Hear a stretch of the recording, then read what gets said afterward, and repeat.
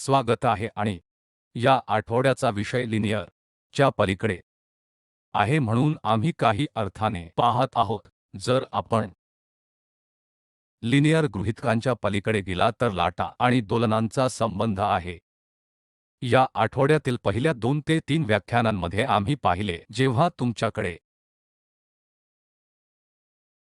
Non linear restoring बल असेल तर काय होते याचा आम्ही त्यावर विविध परिणाम पाहिले। आज व्याख्यानात आम्ही वर पाहतो तर जर आपण रेखीयतेच्या पलीकडे गेलात तर लाटा संबंधित आहे तर ने ची सुरुवात करूया ज्याने आपण गेल्या 1 किंवा 2 वर्गात जे पाहिले त्याची द्रुत पुनरावृत्ती केली। म्हणून आम्ही नॉन लिनियर पुनर्संचयित शक्ती मॉडेलकडे पाहत होतो जे दोलनांना राईज देते। म्हणून आम्ही केलेल्या सर्वात सोप्या गोष्टींपैकी एक म्हणजे ज्याला आपण एक टाईपचे मॉडेल शोधायचे होते जिथे आपल्याकडे एक नॉन लिनियर रिस्टोरिंग बल आहे आणि हे देखील चालविले गेले आणि तत्त्वतः ही एक नॉन लिनियर रिस्टोरिंग बल आपण अनंत अटी S1 x plus S2 x चौरस आणि इतर कल्पना करू शकता, परंतु प्रत्यक्षात आपण फक्त 2 किंवा 3 पर्यंत मर्यादित ठेवले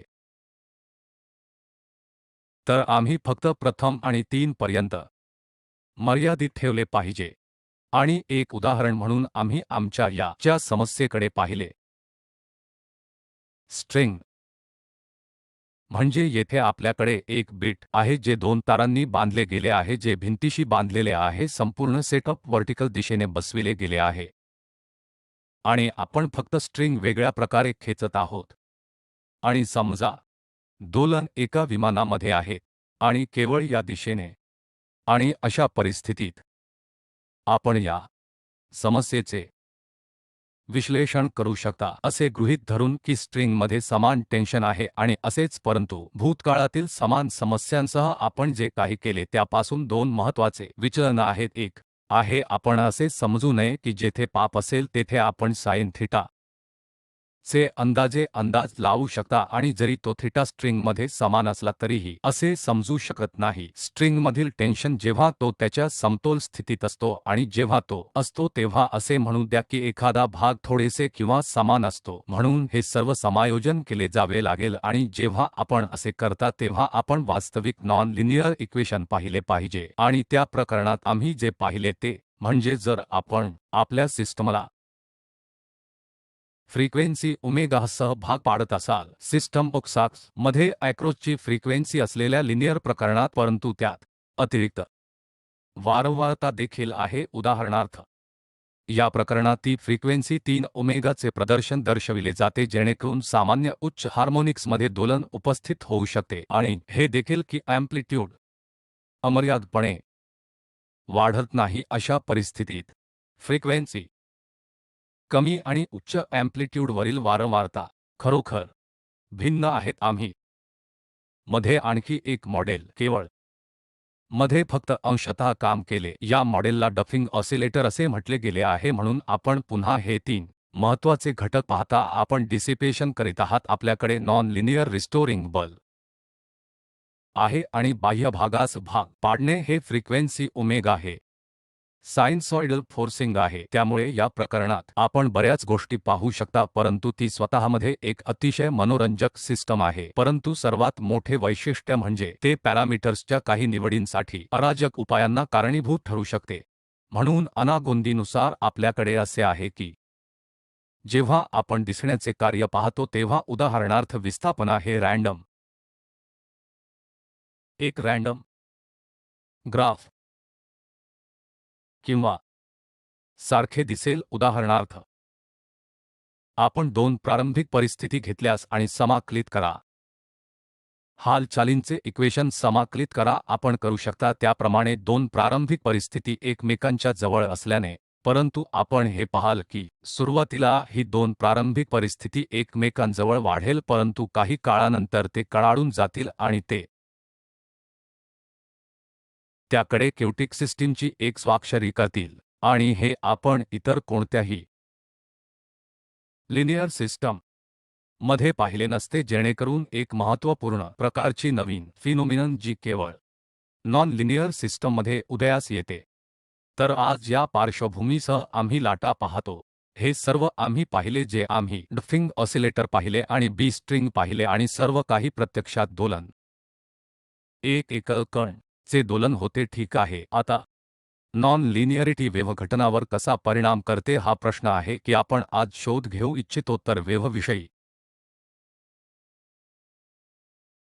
अनेक आठवडे अभ्यास केलेल्या गोष्टींकडे आपण परत जाऊ. तर काही बिंदू आम्ही बी ने सुरुवात केली. स्ट्रिंग चालू आहे अवजाराचे इक्वेशन लिहिले आणि आम्ही त्यास कॉल केला वेव्ह इक्वेशन. आणि वेव्ह इक्वेशनचे निराकरण किंवा निराकरण करण्याचा एक संभाव्य मार्ग म्हणजे हे y जे स्ट्रिंगच्या बाजूने स्थान x चे कार्य आहे आणि t अर्थातच वेळ आहे. तर y हे वेव्हचे अँप्लिट्यूड पूर्ण करण्याचा प्रयत्न केल्यास वाजताच्या स्थिती x चे अँप्लिट्यूड हा वेळा परिमाणानुसार दिला जातो, म्हणजेच पॉवर ईगा E power k dot x वजा ओमेगा टी. आता आपण हे कार्य स्केच करण्याचा प्रयत्न केल्यास हा एक वेव्ह फॉर्म आहे जो वजा अनंतापासून अधिक अनंतापर्यंत सर्व मार्ग वाढवतो. एक साइनसॉइडल वेव्ह. तर हे असे काहीतरी दिसेल. याचा विचार करा प्रगतिशील लहरी म्हणून मी ते x चे फंक्शन म्हणून प्लॉट करेन. तुम्हाला ते देखील बघता येईल. वेळची प्रगती मध्ये पाहू शकता. त्यामुळे ही एक लाट संबंधित आहे आणि लक्षात ठेवा की आम्हाला ते रेखीय आंशिक विफलन समीकरण पासून मिळाले म्हणून हे रेखीय आंशिक विभेदक समीकरणचे निराकरण आहे. आता मी सुपरपोज अशा दोन लाटांपैकी दोन वेगळ्या वारंवारतेसह पुन्हा एकदा ही एक समस्या आहे जी आमच्याकडे मध्ये पाहिली गेली होती पूर्वी अनेक भिन्न मार्ग आणि मी सुपरपोजवर प्रयत्न केल्यास त्यापैकी दोन ट्रिग्नॉमेट्रिक ओळख वापरून काही हेरफेरस करतात. आपल्याला जे मिळेल ते येथे जे दर्शविले आहे असे काहीतरी आहे. तर आपल्याकडे एक वेगवान दोलन असेल आणि त्या एकूण प्रोफाइलचे प्रोफाइल येथे दर्शविले गेले आहे. येथे प्रोफाइल असेल जे आपण आता पाहू शकता. जर मी सुपरपोज मोठ्या संख्येने लाटा असतील तर मी मोठ्या संख्येने लाटा असे म्हणेन, म्हणजे मी सुपरपोसिंग मोठ्या संख्येत पुरोगामी लाटा आहे. फरक असा आहे की प्रत्येक लाटेची इतर पेक्षा थोडी वेगळी फ्रिक्वेन्सी असते. त्या प्रकरणात मला एकूण वेव्हफॉर्म मिळणार आहे जे यासारखे आहे. आता आपण काय घडत आहे ते पाहू शकता, जेणेकरून जेव्हा माझ्याकडे वेव्हफॉर्मची भौतिक मर्यादा असते जिथे अँप्लिट्यूड 0 आहे, हे संपूर्ण x अक्ष वजा अनंत ते अधिक असीमते पर्यंत जाते. I सुपरपोज या लहरींची मोठी संख्या ज्या प्रदेशावर एकूण वेव्हफॉर्मचे अँप्लिट्यूड 0 आहे. फक्त इतकेच नाही तर फक्त हे सांगणे याबद्दल अंदाजे आहे. तर या पलीकडे हे सर्व व्यावहारिक हेतूंसाठी आहे जे शून्यावर गेले आहे आणि आपण देखील शोधू शकत नाही शक्यतो ते. तर आता हे स्थानिकांसारखे दिसते, वेव्ह पॅकेटसारखे दिसते.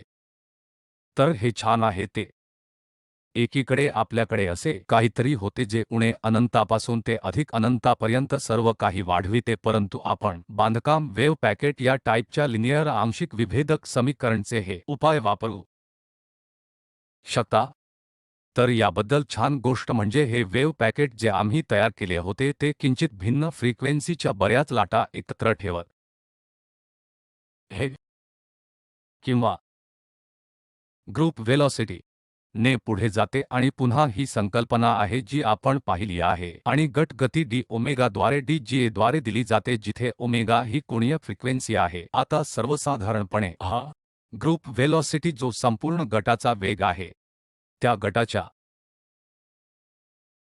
स्वतंत्र घटकांच्या गतीपेक्षा सामान्यात भिन्न असतो. म्हणून गटाच्या वैयक्तिक घटकांची गती ज्याला फेज व्हेलॉसिटी म्हणतात आणि जे या क्वांटिटी Vp द्वारे दर्शविले जाते. म्हणूनच सामान्यत अशा परिस्थितीत गट गती टप्प्यात च्या बरोबरीची नाही आणि एकमेव वेळ हा ग्रुप व्हेलॉसिटी फेज व्हेलॉसिटी च्या समान असेल तर ही क्वांटिटी dk ओमेगाद्वारे dk के पासून स्वतंत्र असेल. तर पुन्हा ही कल्पना आहे की जेव्हा आपण फेज व्हेलॉसिटी आणि ग्रुप वेलॉसिटी च्या या कल्पना ओलांडून पाहिले होते तेव्हा लक्षात ठेवा की बहुतेक वास्तववादी प्रकरणांच्या गटगतीमध्ये खूपच आणि फेस व्हेलॉसिटी एकमेकांच्या बरोबरीचा नाही. तर आपण या वर आधारित काही निष्कर्ष लिहू शकतो की जर फेज व्हेलॉसिटी टप्प्याइतका असेल ग्रुप व्हेलॉसिटी हे एक अतिशय विशेष प्रकरण आहे. त्या प्रकरणात वेव्ह प्रोफाइल किंवा आकार बदलांशिवाय हलवू शकते. दुसऱ्या शब्दांत जर माझ्या वेव्हफॉर्मचा आकार या बऱ्यापैकी स्थानिकीकृत सारखा असेल तर ते आकारात कोणत्याही विकृतीशिवाय हलते. ते असेल आणि ते v डॉट g समान असेल आणि शारीरिकदृष्ट्या आपण अशा प्रकारे कसे जाऊ शकता याची कल्पना करू शकता कारण ते समान वेगाने का फिरत आहे. तर वेव्ह फाटली जात नाही तर ते आपले ठेवते. आपण सुरुवातीला दिलेल्या या कोणत्या आकारात कोणताही आकार दिला तर अशा वेव्ह नॉन डिस्पेसिव्ह म्हणतात जेणेकरून आपण ते देता एक आकार असे म्हणू की 0 च्या समान वेळ म्हणजे समान आकार आणि प्रोफाइलसह पुढे जात आहे म्हणूनच ते डिस्पेसिव्ह नाही. हे वेगळे होत नाही आणि दुसऱ्या बाजूला वे विल्यास VG VP च्या बरोबरीचे नसेल असे होणार नाही. म्हणजेच अशी परिस्थिती आहे की सिस्टम डिस्पेसिव्ह आहे. जर आपण असे म्हटले तर आपल्याकडे बरेच घटक आहेत. आपण या सारख्या स्थानिक वेव्ह पॅकेट तयार करण्यासाठी बरेच वेव्हफॉर्म्स एकत्र ठेवले आणि त्या कंपोनंटचा एक वेगळा टप्पा वेग आहे ज्याचा अर्थ प्रत्येक हा एक वेगळी फेज व्हेलॉसिटी आहे जो प्रत्येक वेगळ्या वेगाने जाण्याचा प्रयत्न करीत आहे. तर स्पष्टपणे आपण कल्पना करू शकता की एक वेव्हफॉर्म जो पासून तयार केला गेला आहे त्यापैकी बराच काळ राहणार नाही. हे पांगणार आहे आणि काही काळानंतर तुम्हाला वेव्हचा कोणताही ट्रेस शोध दिसणार नाही. तर असे प्रकरण आहे जेव्हा आपण प्रारंभिक वेळी एक वेव्ह पॅकेट बांधले ज्यात वर एक तीक्ष्ण 0 मूल्य होते काही बिंदू ने पसरू लागतो आणि नंतर काही वेळा वर पोहोचू लागतो आणि शेवटी काही वेळा ते प्रत्यक्षात मरण पावते. तेव्हा जे घडते ते म्हणजे VP समान नसते तेव्हा असे होते. तर आपण हे सामान्य निष्कर्ष म्हणून लिहू शकतो. म्हणून जर आपला वेव्हफॉर्म्सचा उत्तर रेखीय आंशिक विभेदक समीकरण अन्य शब्दांत तर ते लिनियर असेल. डिस्पेर्सिव्ह सिस्टम त्या करू शकत नाहीत. उपाय तेथे लांब वेळा आणि लांब अंतरापर्यंत प्रोफाइल राखू शकत नाहीत. तर तुम्हाला हे समजून घ्यावे लागेल की असे प्रोफाइल जे तुम्ही सुरुवातीला तयार करता कारण ते वेळेत आणि जास्त अंतर कापते. सामान्यत असे खास प्रकरणात विभाजन होईल जिथे v डॉट g समान असेल v डॉट p परंतु ते खूप दुर्मिळ आणि विशेष परिस्थिती असेल परंतु अन्यथा बहुतेक वास्तववादी प्रकरणांमध्ये ते विघटन केले जाईल. पण इथे आहे आश्चर्याची गोष्ट.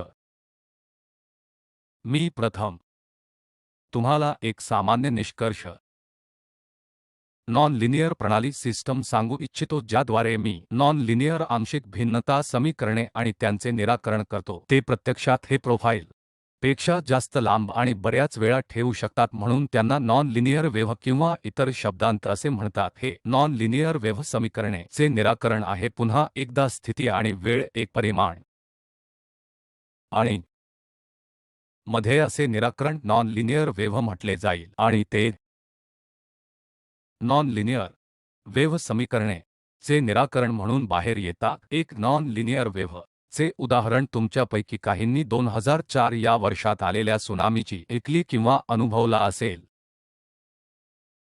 त्याला मोठ्या संख्येने मोजणी दक्षिण-पूर्व आशियामध्ये आहे. म्हणून प्रत्यक्षात भूकंप आणि भूकंपामुळे चालना मिळाली आणि सुमात्राजवळील सुमात्रा प्रत्यक्षात इंडोनेशिया च्या किनारपट्टीवर आहे. तर पाण्याच्या पातळीत अचानक बदल झाला ज्यामुळे समुद्रांवर वेव्ह सुरू झाली.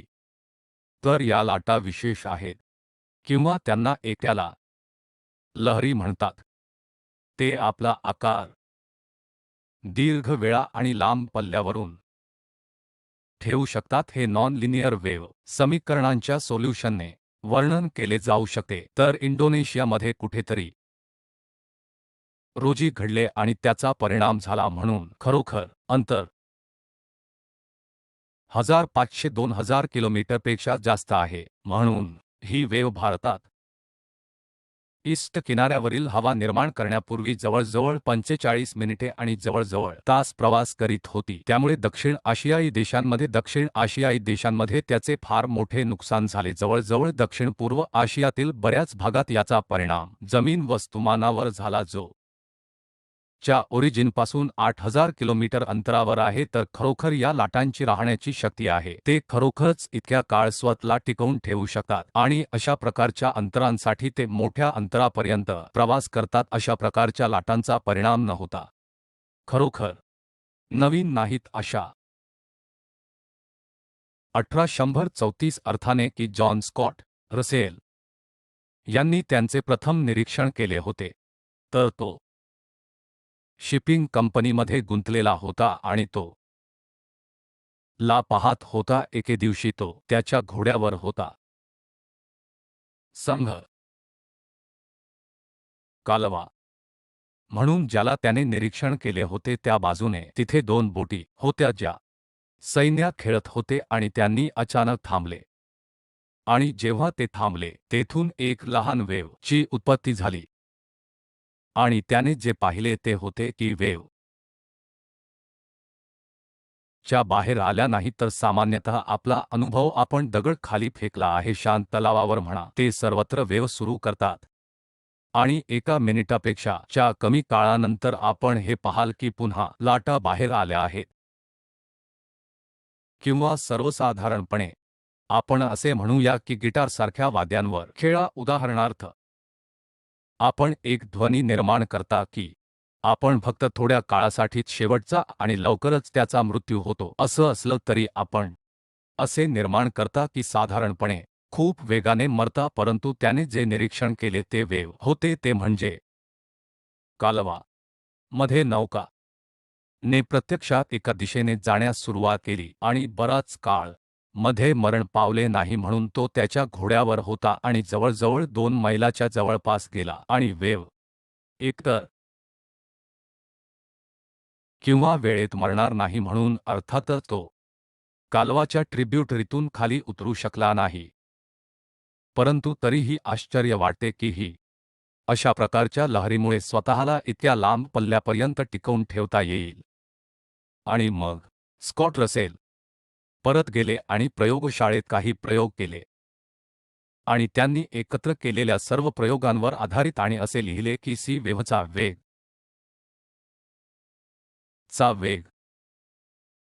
ग्रॅम अधिक अ पर्यंत आहे. तर येथे गुरुत्वाकर्षणामुळे जी प्रवेग आहे एच हे पाण्याचे खोली आहे आणि ए हे वेव्हचे अँप्लिट्यूड इतके मोठे आहे. अँप्लिट्यूड वेगवान हे होणार आहे जेणेकरून त्याबद्दल काहीतरी असामान्य आहे. या फॉर्म्युलाच्या वेळी सैद्धांतिक आधार नव्हता म्हणून पहिल्यांदाच सैद्धांतिक आधाराचा प्रस्ताव प्रस्तावित करण्यात आला होता. बुस्सी नेसक आणि लॉर्ड रेलेग यांनी नंतर त्यांना या फॉर्मचे वेव्ह प्रोफाइल प्राप्त केले. म्हणून या टप्प्यावर मध्ये या अक्षरात हा नॉन लिनियर वेव्ह इक्वेशन आहे ज्याचे सेकंड हायपरबोलिक स्क्वेअर होईल. वेव्ह फॉर्म्स असतील जे प्रत्यक्षात अंतराळात स्थानिक केले गेले आहेत आणि ते विकृतांशिवाय प्रवास करू शकतील. कोरते वेग डी वरीच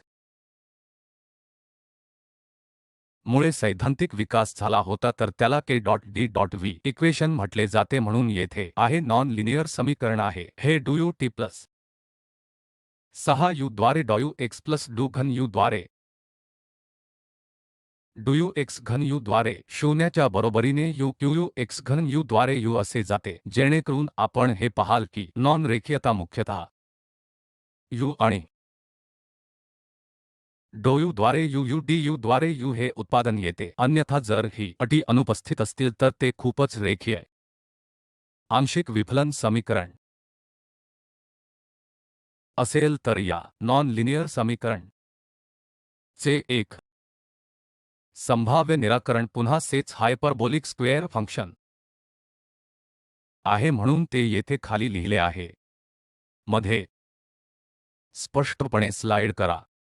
तर पुन्हा लक्षात घेणे महत्त्वाची गोष्ट की वेग c अँप्लिट्यूडच्या प्रमाणात आहे. हे सॉलिटरी वेव्ह सोल्यूशन आहे म्हणून हे आपले सेकंटिक हायपरबोलिक स्क्वेअर सोल्यूशन आहे जे काही विशिष्ट वेळी x चे कार्य म्हणून आहे. तर आपण लक्षात घ्याल की पहिली वैशिष्ट्ये पहिली आहे हा एक अतिशय स्थानिक उपाय आहे जी प्रगतिशील वेव्हच्या विपरीत जी उणे अनंतपासून ते 50s आणि 60s झबस्की आणि मार्टिन क्रुस्कल मध्ये त्यांनी चा एक प्रोग्राम सुरू केला. या समीकरणांपैकी काही समीकरणे त्यांचे प्रभाव आणि उल्लंघन म्हणून समजून घेण्यासाठी संख्यात्मकपणे सोडवला. जे चे निराकरण आहेत हे इक्वेशन मध्ये x, t चे हे इक्वेशन सॉइल त्यापैकी एकट्या लाटांचा वेग या लाटांच्या चा वेग जॉन स्कॉट रसेल यांच्या कार्यापासून अँप्लिट्यूडच्या प्रमाणात आहे आणि नॉन लिनियर लाटा ते जोरदार संवाद साधतात आणि त्यामुळे परिणाम न होता पुढे जातात. याचा अर्थ असा की माझ्याकडे एक नॉन लिनियर लहरी असतील जे या दिशेने येणार आहेत आणि आणखी एक रेषात्मक मार्ग जो या दिशेने येत आहे ते संवाद साधतील आणि ते च्या जवळ येतील. जेव्हा ते संवाद साधतात तेव्हा बरेच काही घडते आणि संवादानंतर ही वेव्ह काही घडलेल्या प्रकाराप्रमाणे पुढे जाईल आणि ही लाट हलवेल जणू काही घडत नाही म्हणून ते पुन्हा काहीतरी आहे अत्यंत विलक्षण की या नॉन लिनियर लाटा त्यांचे आकार जतन करण्यास सक्षम आहेत. संवादाच्या पार्श्वभूमीवर सुद्धा म्हणून दोन लाटांचा कोलिंग संवाद साधणारे आणि नंतर एकमेकांना जोडले गेले आहे जसे काही झाले नाही. तर आपण कोलिजन नंतर पाहिले तर दोन्ही लाटा त्यांचे फॉर्म पुन्हा मिळविले असतील. तर हे चे एक उदाहरण आहे भिन्न प्रकारचे रेखीयता किती बदलते म्हणून या सर्व प्रकरणांमध्ये आवश्यक आहे अरेखीयता प्रभावीपणे डिस्पर्शन रद्द करण्यास प्रवृत्त करते म्हणूनच ते त्यांचे आकार टिकवून ठेवण्यास सक्षम आहेत. खरं तर पर्यंत जे मजबूत चिकाटी होते याचा अर्थ असा आहे की ते त्यांचा आकार टिकवून ठेवू शकतात आणि बराच काळ पर्यंत जाऊ शकतात जे असे शीर्षक झबस्की आणि क्रुस्कलने त्यांना सोळीतून दिले कारण जर ते इतके स्थानिक वेव्ह पॅकेट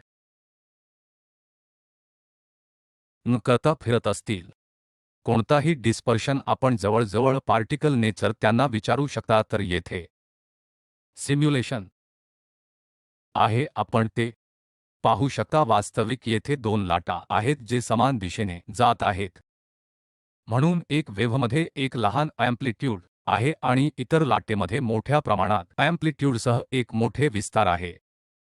समजा सुमारे 1800 मध्ये काही अनियंत्रित युनिट्स आणि त्यापेक्षा लहान अँप्लिट्यूड सुमारे 750 किंवा त्यापेक्षा आहे